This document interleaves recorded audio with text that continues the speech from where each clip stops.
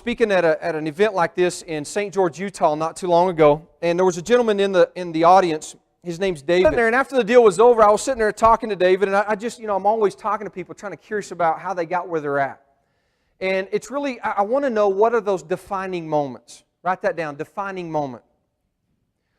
Because a defining moment is that moment when your leverage point takes place. It was when the pain of staying the same is greater than the pain of change.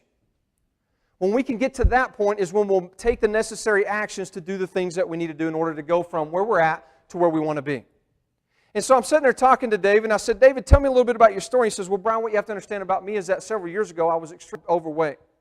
I said, you're kidding me. No way.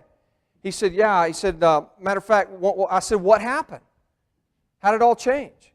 He said, I was living with my mom. I think he was 19 or 20 years old at the time. And he said, I was living with my mom, and I went in the house one day, and I asked her if there was anything to eat. And she said, yeah, it's on the kitchen table. And he said, I walked into the kitchen table.